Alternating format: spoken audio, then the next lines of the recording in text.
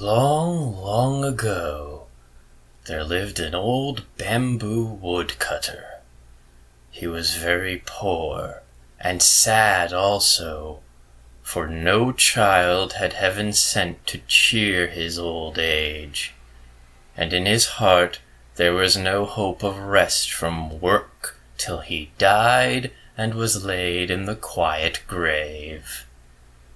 Every morning he went forth into the woods and hills, wherever the bamboo reared its lithe green plumes against the sky.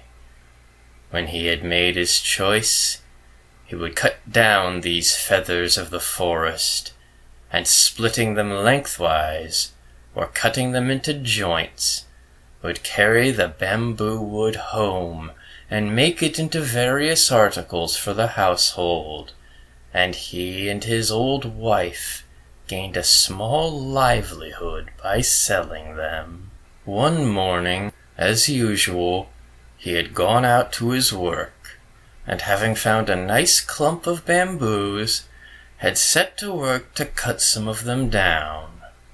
Suddenly, the green grove of bamboos was flooded with a bright, soft light, as if the full moon had risen over the spot.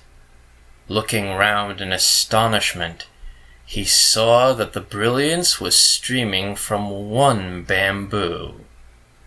The old man, full of wonder, dropped his axe and went towards the light. On nearer approach, he saw that this soft splendor came from a hollow in the green bamboo stem, and still more wonderful to behold, in the midst of the brilliance stood a tiny human being, only 3 inches in height, and exquisitely beautiful in appearance. "You must be sent to be my child, for I find you here among the bamboos where lies my daily work," said the old man, and taking the little creature in his hand, he took it home to his wife to bring it up. The tiny girl was so exceedingly beautiful and so small that the old woman put her into a basket to safeguard her from the least possibility of being hurt in any way. The old couple were now very happy, for it had been a lifelong regret that they had no children of their own, and with joy they now expended all the love of their old age on the little child who had come to them in so marvelous a manner. From this time on, the old man often found gold in the notches of the bamboos when he hewed them down and cut them up. Not only gold, but precious stones also, so that by degrees he became rich. He built himself a fine house, and was no longer known as the poor bamboo woodcutter, but as a wealthy man. 3 months passed quickly away, and in that time the bamboo child had, wonderful to say, become a full-grown girl, so her foster parents did up her hair and dressed her in beautiful kimonos. She was of such wondrous beauty that they placed her behind the screens like a princess, and allowed no one to see her, waiting upon her themselves. It seemed as if she were made of light, for the house was filled with a soft shining, so that even in the dark of night it was like daytime. Her presence seemed to have a benign influence on those there. Whenever the old man felt sad, he had only to look upon his foster daughter, and his sorrow vanished, and he became as happy as when he was a youth. At last, the day came for the naming of their new-found child. So the old couple called in a celebrated name giver, and he gave her the name of Princess Kaguya, because her body gave forth so much soft, bright light that she might have been a daughter of the moon god. For 3 days the festival was kept up with song and dance and music. All the friends and relations of the old couple were present, and great was their enjoyment of the festivities held to celebrate the naming of Princess Kaguya. Everyone who saw her declared that there never had been seen anyone so lovely. All the beauties throughout the length and breadth of the land would grow pale beside her, so they said. The fame of the princess's loveliness spread far and wide, and many were the suitors who desired to win her hand, or even so much as to see her. Suitors from far and near posted themselves outside the house and made little holes in the fence in the hope of catching a glimpse of the princess as she went from one room to the other along the veranda. They stayed there day and night, sacrificing even their sleep for a chance of seeing her, but all in vain. Then they approached the house and tried to speak to the old man and his wife or some of the servants, but not even this was granted them. Still, in spite of all this disappointment, they stayed on day after day and night after night, and counted it as nothing, so great was their desire to see the princess. At last, however, most of the men, seeing how hopeless their quest was, lost heart and hope both, and returned to their homes. All except 5 nobles, whose ardor and determination, instead of waning, seemed to wax greater with obstacles. These 5 men even went without their meals, and took snatches of whatever they could get brought to them, so that they might always stand outside the dwelling. They stood there in all weathers, in sunshine and in rain. Sometimes they wrote letters to the princess, but no answer was vouchsafed to them. Then, when letters failed to draw any reply, they wrote poems to her, telling her of the hopeless love which kept them from sleep, from food, from rest, and even from their homes. Still Princess Kaguya gave no sign of having received their verses. In this hopeless state the winter passed. The snow and frost and the cold winds gradually gave place to the gentle warmth of spring.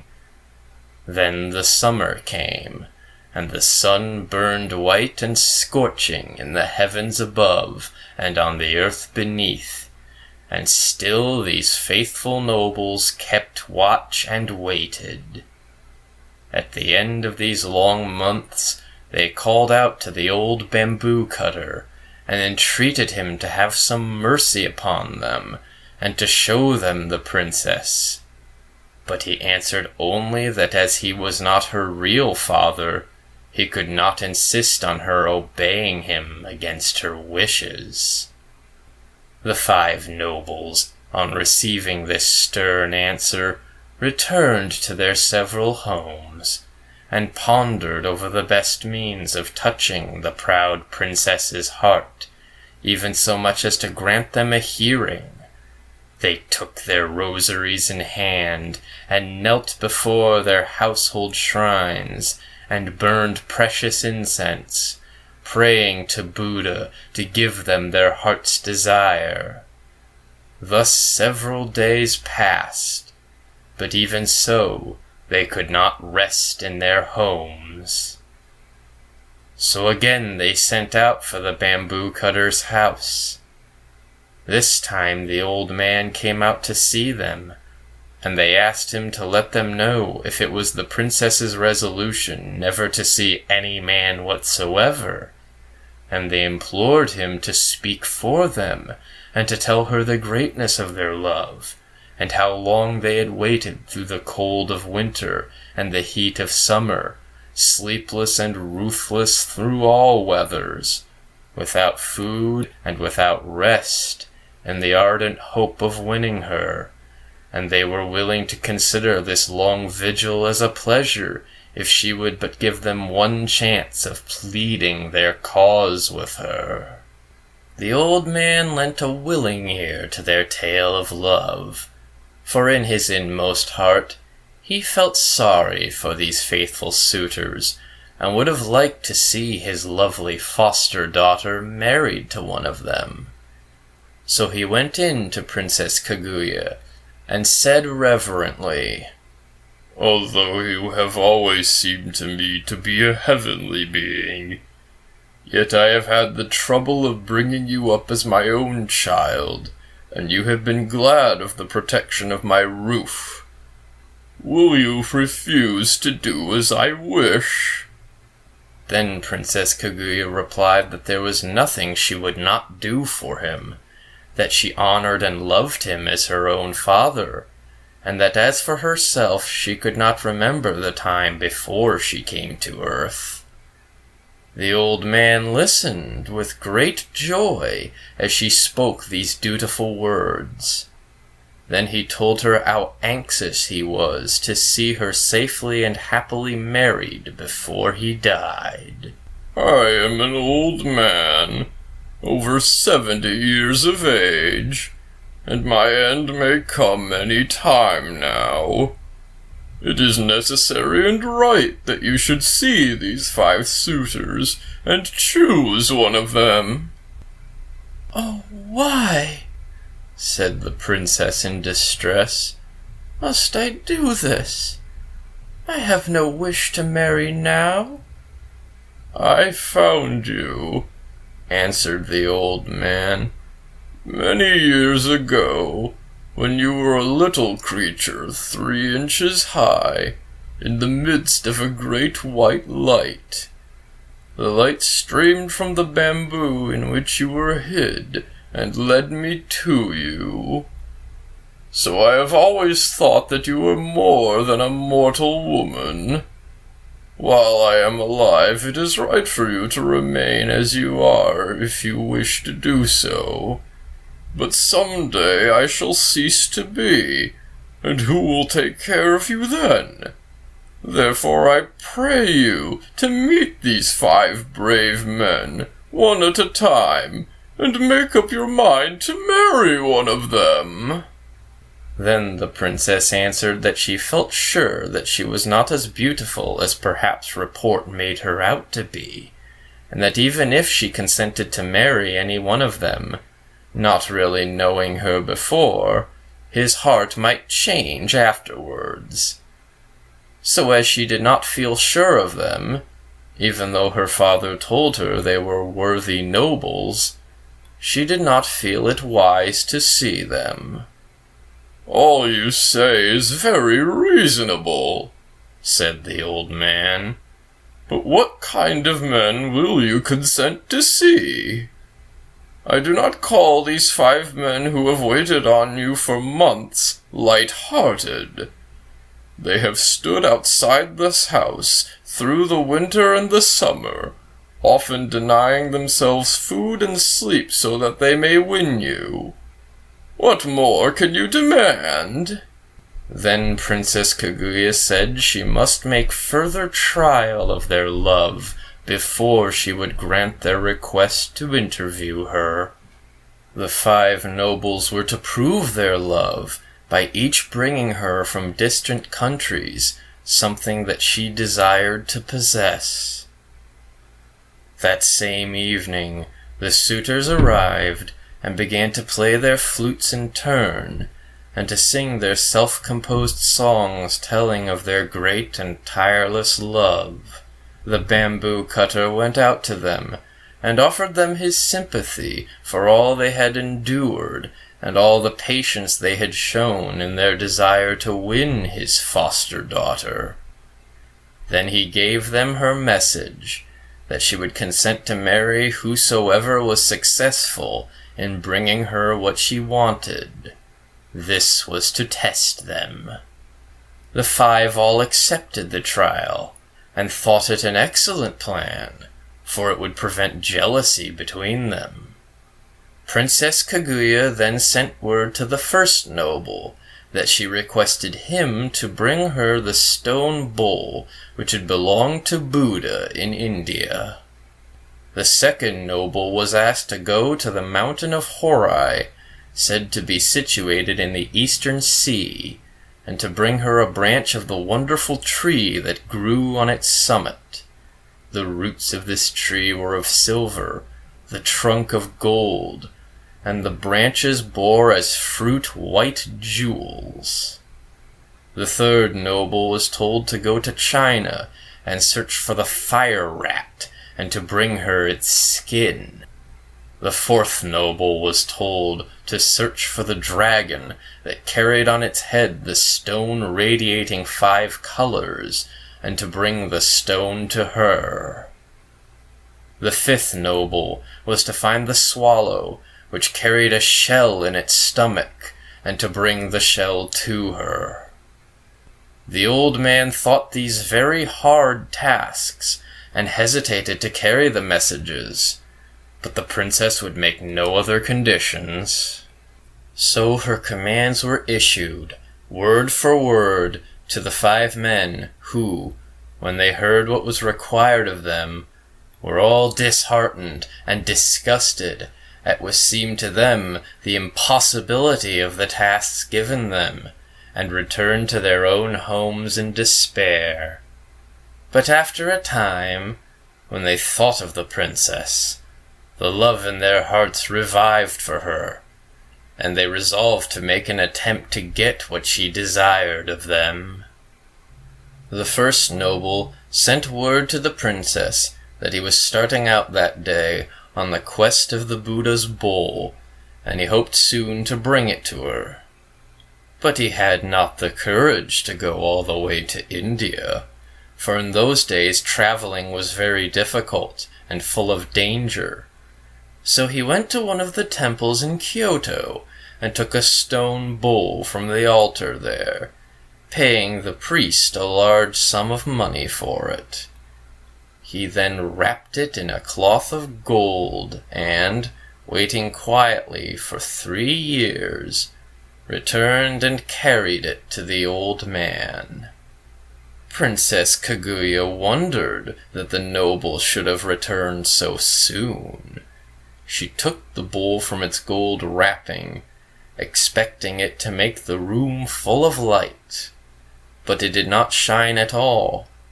So she knew that it was a sham thing, and not the true bowl of Buddha. She returned it at once, and refused to see him. The noble threw the bowl away, and returned to his home in despair. He gave up now all hopes of ever winning the princess. The second noble told his parents that he needed change of air for his health, for he was ashamed to tell them that love for the Princess Kaguya was the real cause of his leaving them. He then left his home, at the same time sending word to the princess that he was setting out for Mount Horai in the hope of getting her a branch of the gold and silver tree which she so much wished to have. He only allowed his servants to accompany him halfway, and then sent them back. He reached the seashore and embarked on a small ship, and after sailing away for 3 days, he landed and employed several carpenters to build him a house contrived in such a way that no one could get access to it. He then shut himself up with 6 skilled jewelers, and endeavored to make such a gold and silver branch as he thought would satisfy the princess, as having come from the wonderful tree growing on Mount Horai. Everyone whom he had asked declared that Mount Horai belonged to the land of fable, and not to fact. When the branch was finished, he took his journey home, and tried to make himself look as if he were wearied and worn out with travel. He put the jeweled branch into a lacquer box and carried it to the bamboo cutter, begging him to present it to the princess. The old man was quite deceived by the travel-stained appearance of the knight, and thought that he had only just returned from his long journey with the branch. So he tried to persuade the princess to consent to see the man. But she remained silent and looked very sad. The old man began to take out the branch and praised it as a wonderful treasure to be found nowhere in the whole land. Then he spoke of the noble, how handsome and how brave he was to have undertaken a journey to so remote a place as the Mount of Horai.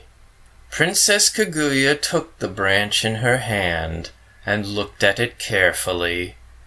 She then told her foster parent that she knew it was impossible for the man to have obtained a branch from the gold and silver tree growing on Mount Horai so quickly or so easy, and she was sorry to say she believed it artificial. The old man then went out to the expectant noble, who had now approached the house, and asked where he had found the branch. Then the man did not scruple to make up a long story. 2 years ago, I took a ship and started in search of Mount Horai. After going before the wind for some time, I reached the far eastern sea. Then a great storm arose, and I was tossed about for many days, losing all count of the points of the compass, and finally we were blown ashore on an unknown island. Here I found the place inhabited by demons who at one time threatened to kill and eat me. However, I managed to make friends with these horrible creatures, and they helped me and my sailors to repair the boat, and I set sail again.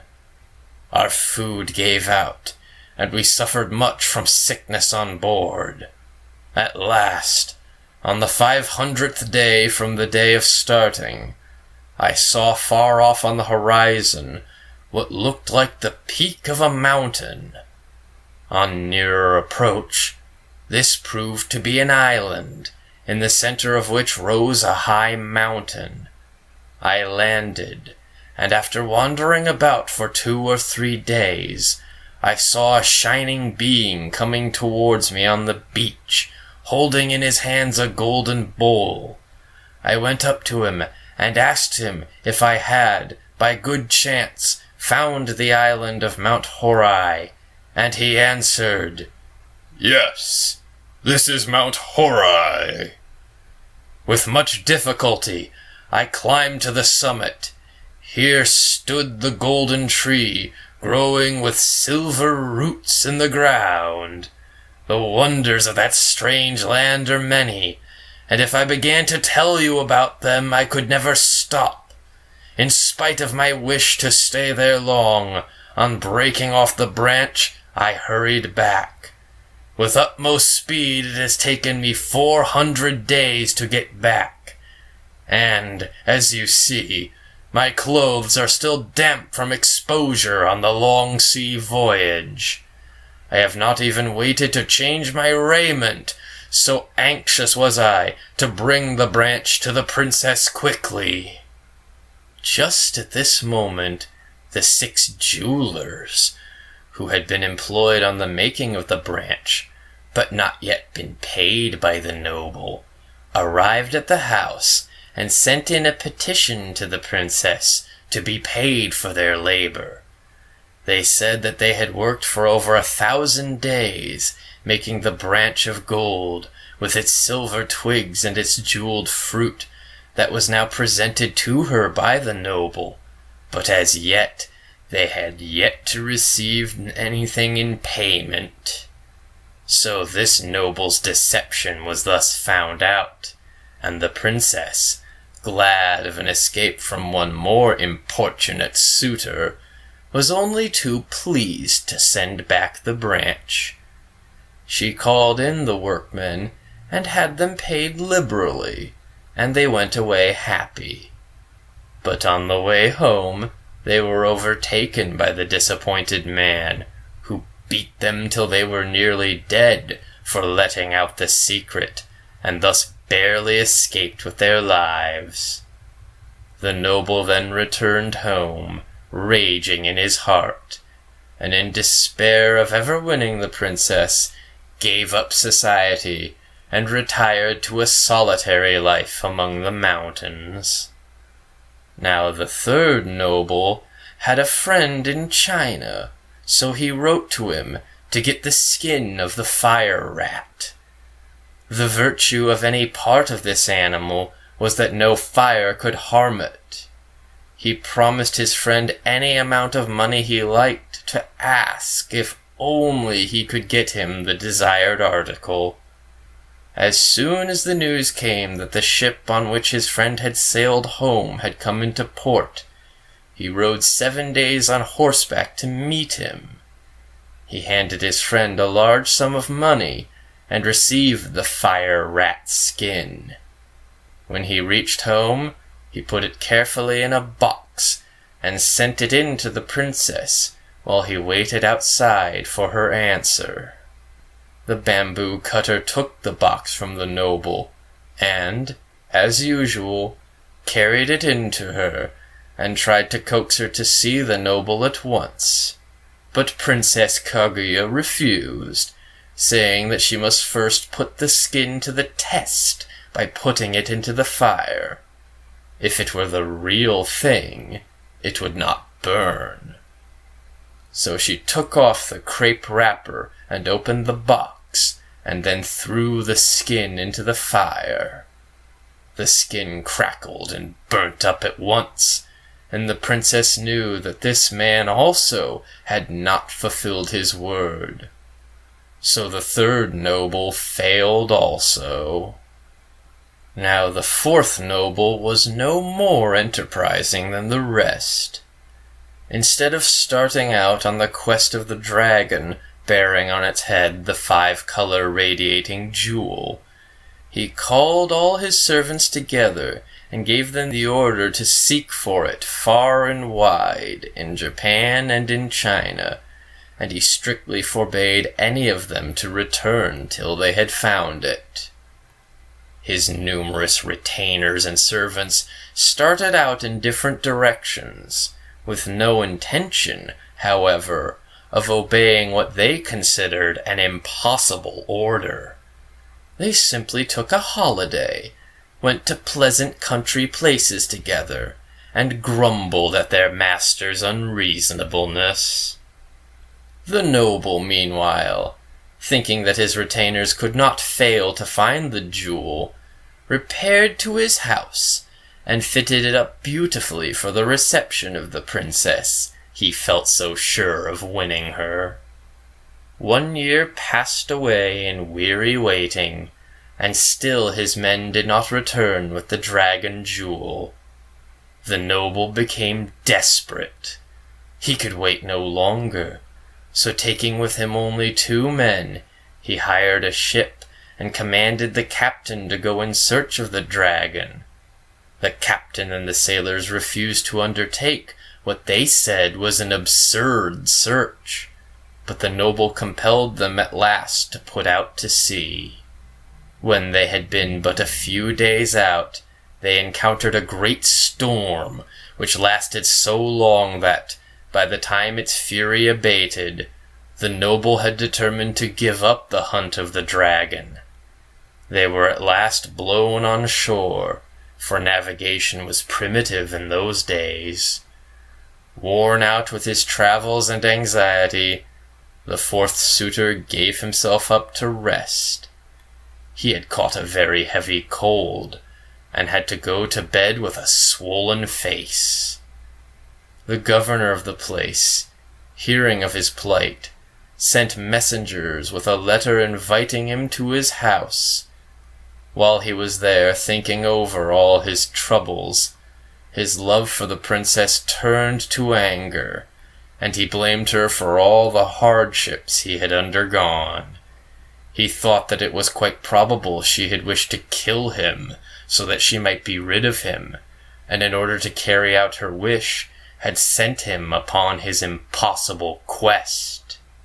At this point, all the servants he had sent out to find the jewel came to see him, and were surprised to find praise instead of displeasure awaiting them. Their master told them that he was heartily sick of adventure, and that he never intended to go near the princess's house again in the future.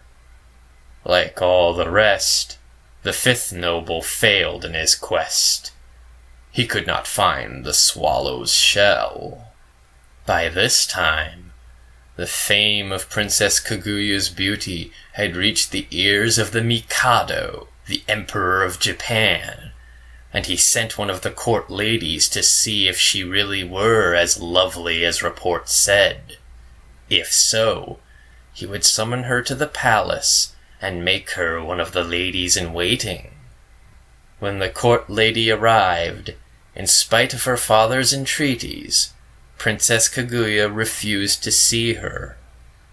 The imperial messenger insisted, saying it was the Mikado's order. Then Princess Kaguya told the old man that if she were forced to go to the palace in obedience to the Mikado's order, she would vanish from the earth. When the Mikado was told of her persistence in refusing to obey his summons, and that if pressed to obey, she would disappear altogether from sight, he determined to go out and see her.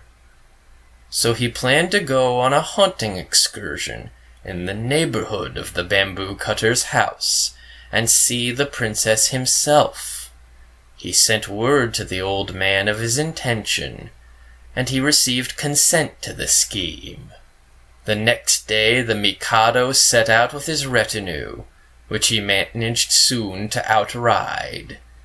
He found the bamboo cutter's house and dismounted. He then entered the house, and went straight to where the princess was sitting with her attendant maidens. Never had he seen anyone so wonderfully beautiful, and he could but not look at her, for she was more lovely than any human being, as she shone in her own soft radiance. When Princess Kaguya became aware that a stranger was looking at her, she tried to escape from her room, but the Mikado caught her and begged her to listen to what he had to say. Her only answer was to hide her face in her sleeves. The Mikado fell deeply in love with her, and begged her to come to the court, where he would give her a position of honor and everything she could wish for. He was about to send for one of the imperial palanquins to take her back with him at once, saying that her grace and beauty should adorn a court and not be hidden in a bamboo cutter's cottage. But the princess stopped him. She said that if she were forced to go to the palace, she would turn at once into a shadow, and even as she spoke, she began to lose her form. Her figure faded from his sight while he looked. The Mikado then promised to leave her free if only she would resume her former shape, which she did. It was now time for him to return, for his retinue would be wondering what had happened to their royal master when they had missed him for so long. So he bade her goodbye and left the house with a sad heart. Princess Kaguya was for him the most beautiful woman in the world.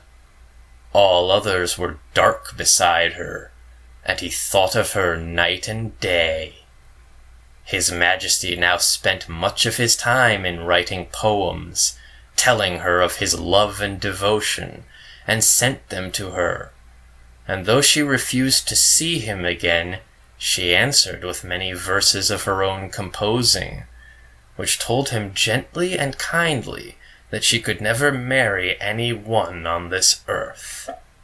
These little songs always gave him pleasure. At this time her foster parents noticed that night after night the princess would sit on her balcony and gaze for hours at the moon in a spirit of the deepest dejection, ending always in a burst of tears.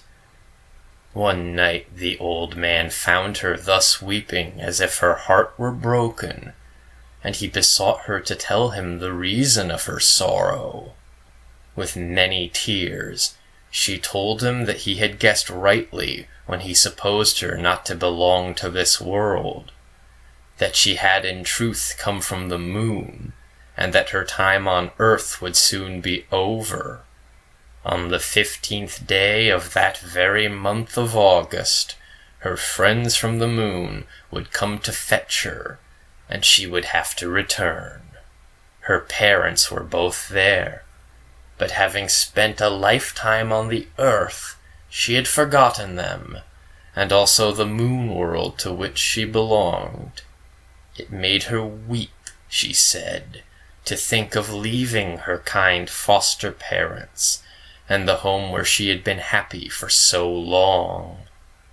When her attendants heard this, they were very sad, and could not eat or drink for sadness at the thought that the princess was soon to leave them. The Mikado, as soon as the news was carried to him, sent messengers to the house to find out if the report were true or not. The old bamboo cutter went out to meet the imperial messengers. The last few days of sorrow had told upon the old man. He had aged greatly, and looked much more than his 70 years. Weeping bitterly, he told them that the report was only too true, but he intended, however, to make prisoners of the envoys from the moon, and to do all he could to prevent the princess from being carried back. The men returned, and told his Majesty all that had passed. On the 15th day of that month, the Mikado sent a guard of 2,000 warriors to watch the house. 1,000 stationed themselves on the roof, another 1,000 kept watch round all the entrances of the house. All were well-trained archers, with bows and arrows. The bamboo cutter and his wife hid Princess Kaguya in an inner room. The old man gave orders that no one was to sleep that night. All in the house were to keep a strict watch and be ready to protect the princess. With these precautions, and the help of the Mikado's men-at-arms, he hoped to withstand the moon messengers. But the princess told him that all these measures to keep her would be useless, and that when her people came for her, nothing whatever could prevent them from carrying out their purpose. Even the Mikado's men would be powerless. Then she added with tears that she was very, very sorry to leave him and his wife, whom she had learned to love as her parents, that if she could do as she liked, she would stay with them in their old age, and try to make some return for all the love and kindness they had showered upon her during all her earthly life. The night wore on. The yellow harvest moon rose high in the heavens, flooding the world asleep with her golden lights. Silence reigned over the pine and bamboo forests, and on the roof where the 1,000 men-at-arms waited. Then the night grew gray towards the dawn, and all hoped that the danger was over, that Princess Kaguya would not have to leave them after all. Then suddenly the watchers saw a cloud form round the moon, and while they looked, this cloud began to roll earthwards. Nearer and nearer it came, and everyone saw with dismay that its course lay towards the house. In a short time the sky was entirely obscured, till at last the cloud lay over the dwelling only 10 feet off the ground. In the midst of the cloud there stood a flying chariot, and in the chariot a band of luminous beings. One amongst them, who looked like a king and appeared to be the chief, stepped out of the chariot and, poised in air, called to the old man to come out. "The time has come," he said, "for Princess Kaguya to return to the moon from whence she came. She committed a grave fault, and as a punishment was sent to live down here for a time. We know what good care you have taken of the princess, and we have rewarded you for this, and have sent you wealth and prosperity. We put the gold in the bamboos for you to find. I have brought up this princess for 20 years, and never once has she done a wrong thing. Therefore the lady you are seeking cannot be this one," said the old man. "I pray you to look elsewhere." Then the messenger called aloud, saying, "Princess Kaguya, come out from this lowly dwelling. Rest not here another moment." At these words, the screens of the princess's room slid open of their own accord, revealing the princess shining in her own radiance, bright and wonderful and full of beauty. The messenger led her forth and placed her in the chariot. She looked back and saw with pity the deep sorrow of the old man. She spoke to him many comforting words, and told him that it was not her will to leave him, and that he must always think of her when looking at the moon. The bamboo cutter implored to be allowed to accompany her, but this was not allowed. The princess took off her embroidered outer garment and gave it to him as a keepsake. One of the moon beings in the chariot held a wonderful coat of wings. Another had a phial full of the elixir of life, which was given the princess to drink. She swallowed a little, and was about to give the rest to the old man, but she was prevented from doing so. The robe of wings was about to be put upon her shoulders, but she said, "Wait a little. I must not forget my good friend the Mikado. I must write him once more to say goodbye while still in this human form." In spite of the impatience of the messengers and charioteers, she kept them waiting while she wrote. She placed the phial of the elixir of life with the letter, and, giving them to the old man, she asked him to deliver them to the Mikado.